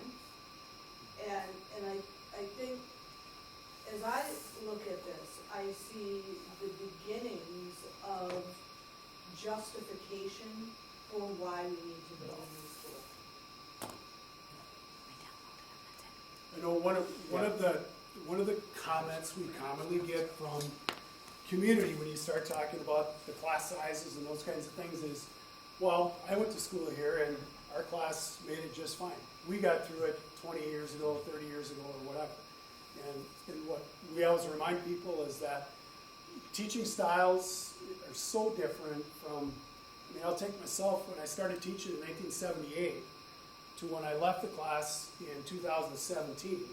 The teaching style, obviously you folks know, this is totally different. I mean, if you're not combining three methods of teaching, you're not meeting all the needs of your learners. So you need the audio, the visual, and the tactile. And to do that, you need space to move things around or move kids around. And the traditional classrooms that were built at the age of the older schools, unfortunately, they don't meet that criteria. Well, we now live in the 21st century. Well, and even with 22nd. inclusion. Yeah, Almost right, 22nd. the 22nd. Yeah. And so we Yeah. do not have adequate buildings and classroom sizes to be educating children for the 22nd century. And that's what we need to be looking at. And I think based on some of the comments earlier, that's what the community is expecting us to be looking at. I'm sort of surprised with the elementary school, with the science classrooms and the art classroom, considering it's basically one classroom, but the amount of students that you have to filter through that one classroom, Yeah. we just aren't able to offer an adequate amount, in my opinion, of either of those classes when you just have one classroom. So granted, that classroom might be fine for 25 students, let's say, but when you're filtering 500 students throughout the week in just that one small space, it doesn't seem like it's adequate to me. Well, again, and we alluded to this, I think I want to say this is maybe only the second or third school, elementary school that we've ever been in where art was actually taught in a separate room. Usually it's on a cart. It's in their normal classroom. So it was a little bit different, and we took a look at it, and of course it was in a regular sized classroom. So given that, we in a sense we correlated in our own mind. If this was Lynn's classroom, his third grade room, what's the difference between that and this art room? Nothing. It's the same size. So that's where that went. But I wouldn't disagree with you. I mean, I think if in fact you're in that building mode, you're going to want to, even though it's a green, you're going to want to look at that a little differently. The STEM part of it and STEM is not really new, but it's on the newer half of our educational fields and so forth. And typically that is in a regular classroom size. And again, when we took a look at it, or the best we could anyhow, we just assumed relative to the number of kids. Now we should have mentioned the MD guidelines for this is anywhere from 1 to 25 kids in a room. There are different guidelines for larger schools. This isn't one size fits all. So this is that size, or in this case, this size of school, and that's what these guidelines are built off of. As Glenn alluded to, but most of our schools that we go to, category 6 and 7 for elementary has an NA. It's not applicable because the majority of our schools that we have seen have art on a cart or science on a cart. Okay. I guess I was surprised by, a couple of those. You know, the explanations that you went through, like auditorium is, I figured that would be a red, performing arts space, just because of the condition of the space. But you're not looking at those things. And that, honestly, I don't mean to cut, but we go back and forth with this as many years as we've been doing this. We go back and forth, and we have to keep reminding ourselves we're not looking at curriculum, we're not looking at the lighting, what we are looking to see, does it have this? Because that's really the way the guidelines are written. They're not written relative, it's got bad carpet, or it's got bad whatever, that kind of stuff. So I don't disagree with you, but that's the hard part when we get to some of that stuff. Yeah. I believe it was a yellow when it was on our actual facility overlook. It was a yellow or a red, so. Yeah. And I think like the physical education space, and we're yellow, but there's another factor there, like the playability or usefulness of that space, you know, with the gym. You can't play cross-court basketballs. Right. Because it's 10 feet too short or Sure. 12 feet too short. And that's huge. And the elementary gym is totally inadequate. It's not even regulation court. So Right. when I coached my girls' teams, they'd go to a real court and they didn't know how to play because it was so big. It was a sad situation. Because they're used to playing on a 3/4 size court. But remember when we went through that on the explanation, if we were just to rate your gyms, they're red. But because it's FIED space, your athletics, your locker rooms, those other areas push that more to the green. Right, and my son was a wrestler here for 12 years, and he would, the wrestling room was an interesting experience, and they're packing in 45 wrestlers in there for training sessions, and when they came out of there, I'll never forget that moment, but, and the space in their locker room facilities, It smells like a hockey bag. they get by, like the former wrestling coach Larry Liljengquist used to say, I can train wrestlers in a chicken coop, but it doesn't mean we should do it. Yes. That's one of the questions that I have, and so with that gym, that number 10, that's just looking at the space required for the physical education. You're not doing a comparison of the number of athletic programs we have for the space needs, right? This is just it's not extracurricular, No. it's just curriculum. We heard loud and clear from the community that there's a Gym lack space. of gym space. Okay? But if we go by the guidelines, like I said, 12 to 14,000 square feet for your high school gym space, if we combine the two For FIED. for FIED, correct. Yeah. Yeah. Anything else though? Any other thoughts? Again, I do have one thought, Sure. back to the classroom size.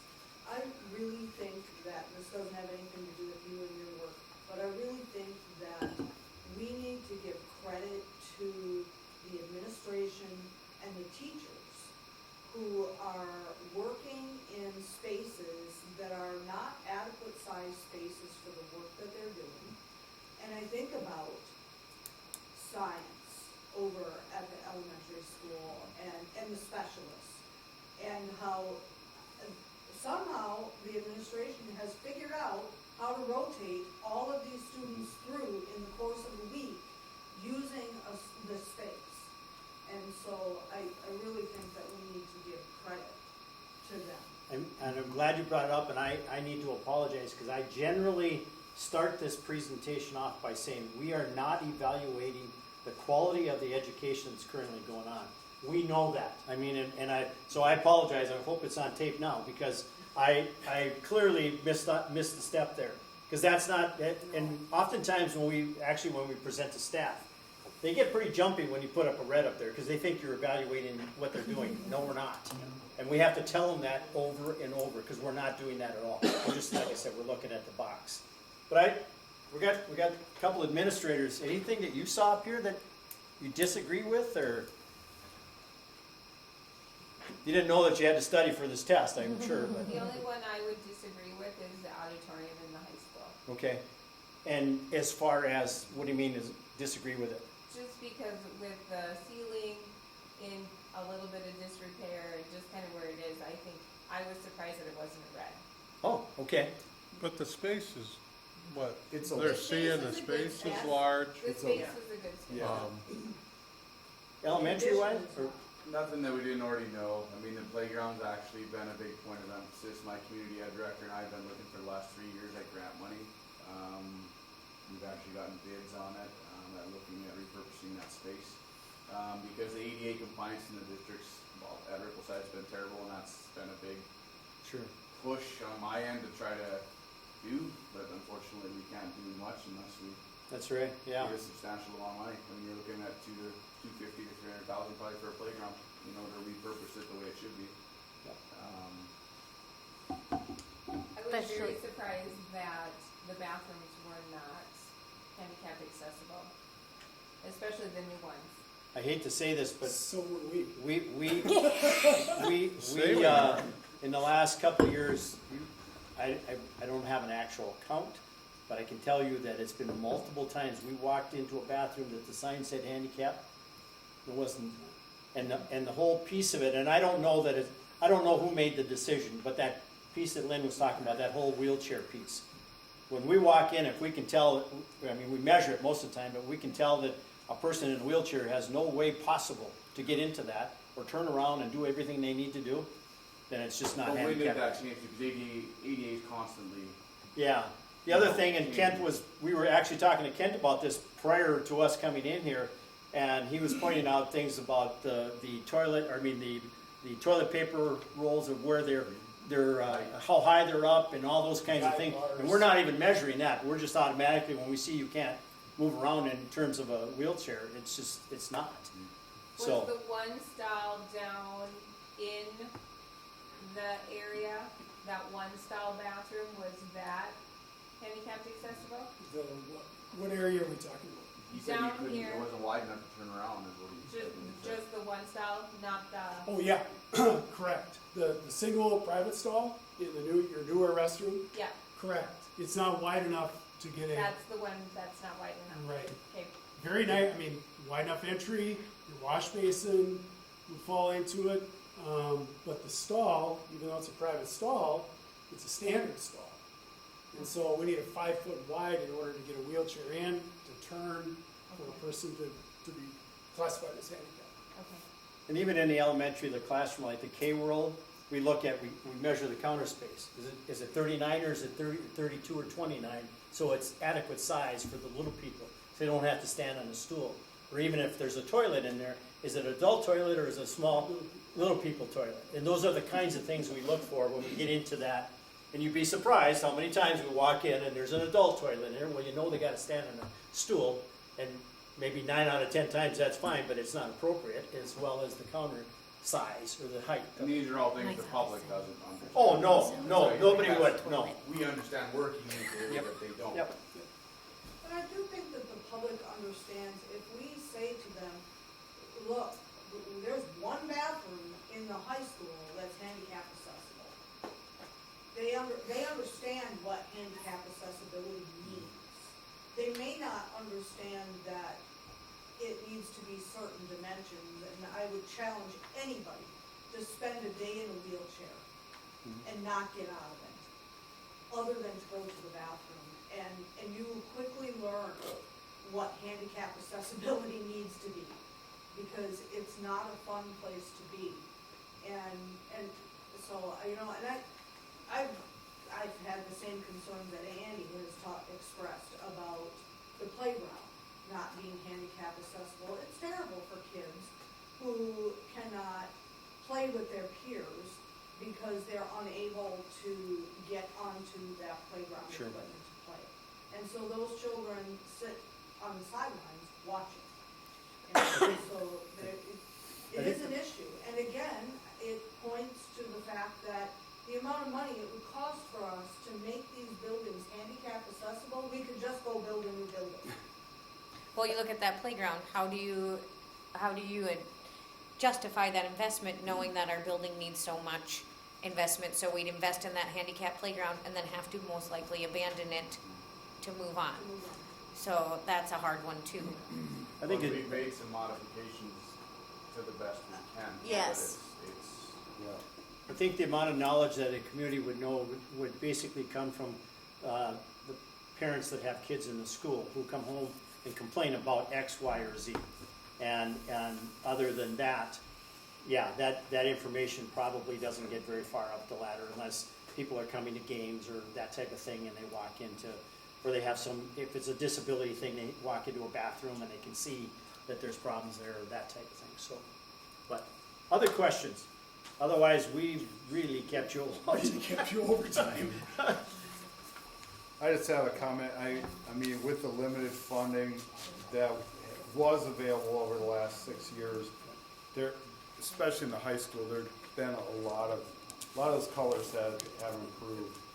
Granted, we didn't create more space. greatly improved the functionality of the science labs, the fax lab.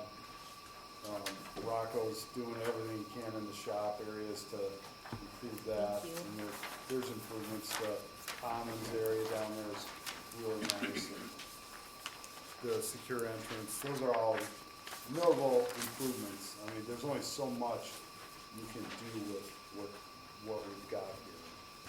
And it's, Any other questions? We don't mean to push it too far, but any other questions for us? Dan, anything that This is just for. that we talked about that we didn't cover tonight? No, I think everything that we talked about from, all right, the auditorium, the art room, science room at the elementary, we had some of those same conversations ice cream. a couple days ago when we were going over all this, so. But I will pull out the report from 2016, 2017. I think the format was pretty similar, so I haven't had a chance yet to compare the colors, to address what Brian had stated as far as the improvements made at the high school, to see how colors changed and see if things changed in maybe Ripple side went from one to another as well. It happened. I'll try to pull those out and give the board a comparison yet this week. I don't need them. Oh,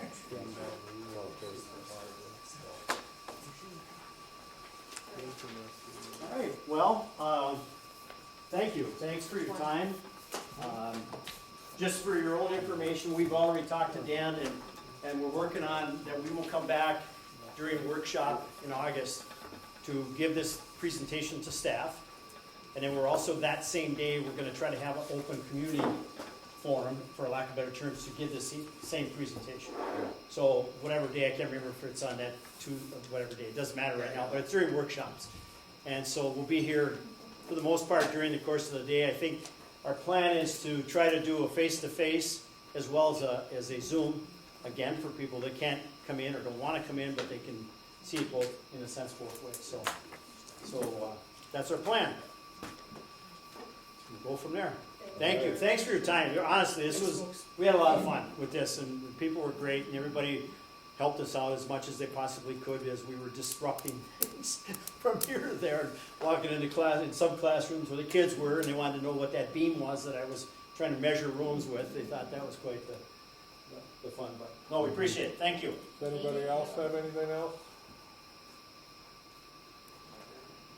I'll ask for a motion to adjourn. So moved. Second. Got a motion and a second. Oh, any more discussion? All in favor? Aye. Opposed? Abstained, motion carries. All right, thank you, everybody. Thanks, everyone. Yep.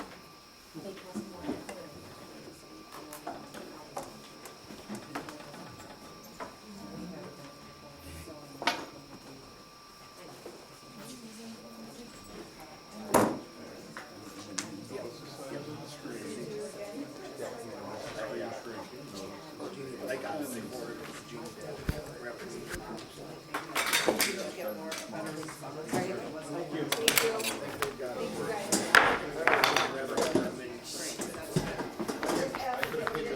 Why not? It's there for everything. Whack. Whack-a-mole.